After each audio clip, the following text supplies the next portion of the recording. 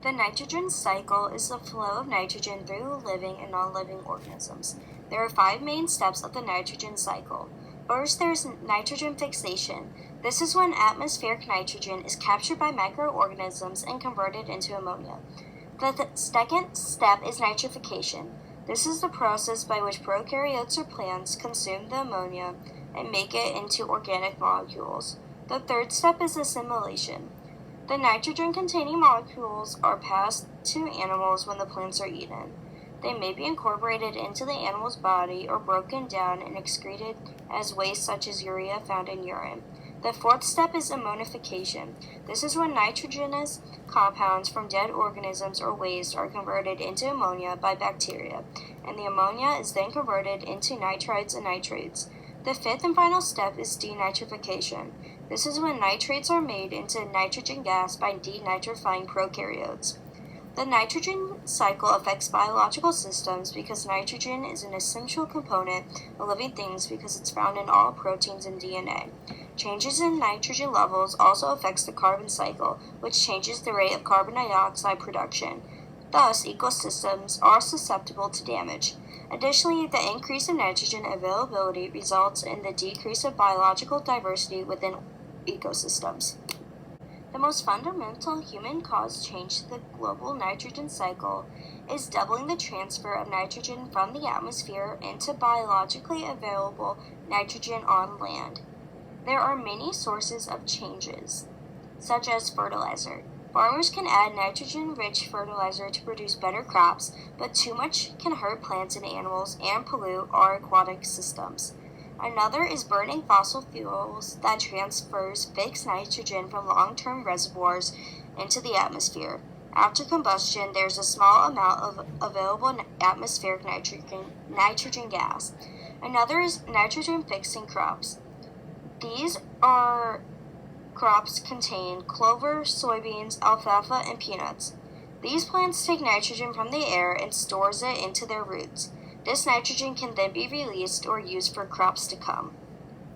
Due to the increase of nitrogen gases like nitric oxide, nitrous oxide, and ammonia, there is an increase in pollution in our atmosphere.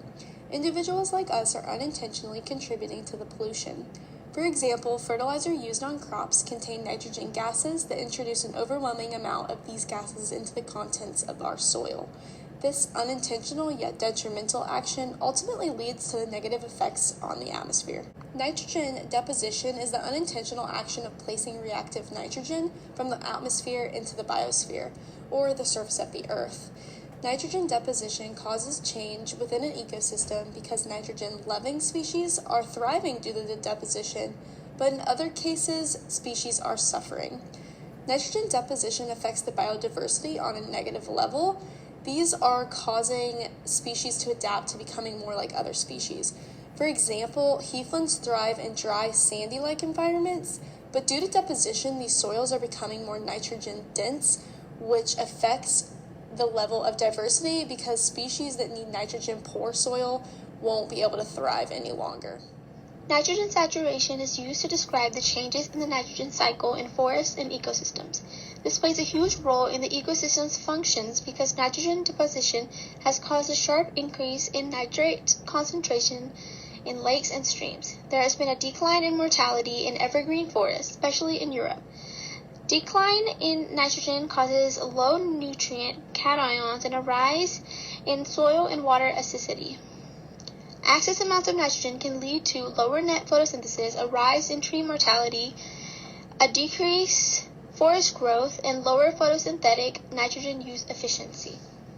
Acidification occurs when CO2 is absorbed by water at a fast rate. This can cause a disturbance in the nitrogen cycle and can lead to an increase of nitrogen concentration in surface water over time.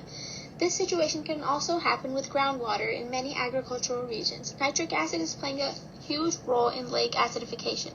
Eutrophication has resulted because of humans altering the nitrogen cycle, and this poses a great threat to coastal systems. Some of the effects it has on the system's functions and composition in estuaries are that it can cause low or no oxygen in waters, and it has caused a lot of diversity. Major uncertainties. Nitrogen deposition and loss rates have been improving continuously, more so in developed regions. Information about areas that have slightly been altered by humans is still yet to be found. Most of these studies have been done in remote southern hemispheres. Future prospects. Nitrogen fixation can be dependent on human activity, such as food production and intensive agricultural systems. The growth in crops increases the quantities in nitrogen. The 2020 global production of nitrogen fertilizer is guessed to increase by 134 teragrams of nitrogen per year. The current rate of nitrogen per year is 80 teragrams. Knowledge-intensive systems will be cheaper than fertilizer, and the current fertilizer includes nitrogen. Production of NO2 that is in fossil fuels will double rate of emission in 2020 according to Galloway in 1994. Fuel combustion and airborne byproducts will reduce the rates of emissions.